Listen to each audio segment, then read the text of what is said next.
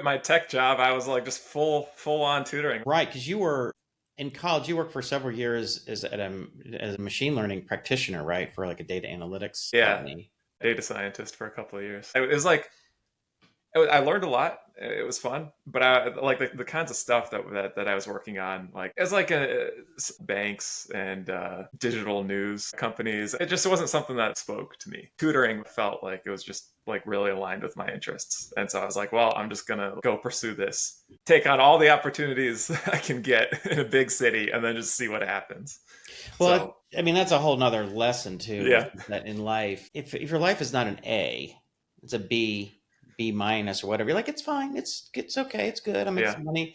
Well, if you really want your life to be an A, you're like, I want my life to be awesome. And even if you don't have an absolute specific plan, get closer to doing the thing that makes you happy or that you feel yeah, aligned or whatever what terminology you want to use. Like this is the thing that I like, I enjoy doing. So which in tutoring, teaching, that kind of was closer to, I mean, you love math, you love machine learning, but the teaching yeah. aspect is Yeah, what. exactly. That was the thing that I just really didn't want to give up was like the teaching aspect. It was like I kind of just always figured that like okay, in high school it was like a temporary thing, like working at Mathnasium like 20 hours a week. But then I Right. kept doing that during college too. Right. And like even when I was like working 40 hours a week in data science, like afterwards, after work, I'd be at Mathnasium. On the weekends, I'd be at Mathnasium. I just like I didn't want to stop it.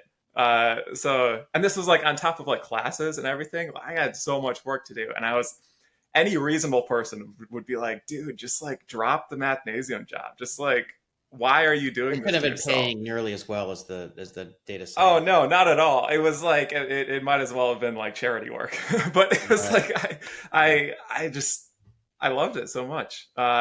So yeah, so I figured that like if I have this amount of like motivation towards it, that I just cannot rip myself away from it, and there's no rational reason why I should have kept on doing it. But it's like, well, then go in that direction because like clearly I have some serious rocket fuel there that Right. Well, will that take me somewhere.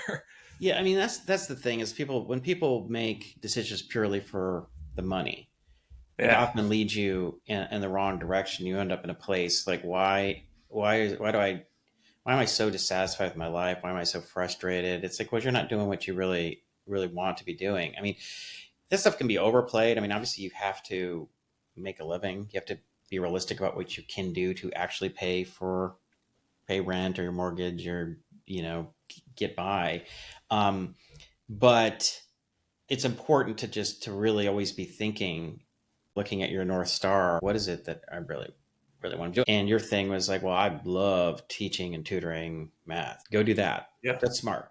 Again, it just comes down to playing the long game, right? Short term, I mean, you need to be making some progress in the short term, but your goal is not to optimize the short term outcome of Right. salary, of prestige, or whatever. Do the short term well enough that you can continue playing the long game. The thing about it is you get too distracted with the short term and you can lose sight of the long term goal, right? And you get these short Yeah. term dopamine hits. Hey, I made more money or whatever. It's And then you look up a year, 2 years, 10 years later, and you're like, where am I? And it's like, like, yeah. well, I mean, you're making pretty good money and you got a pretty good situation, but you don't really happy with it.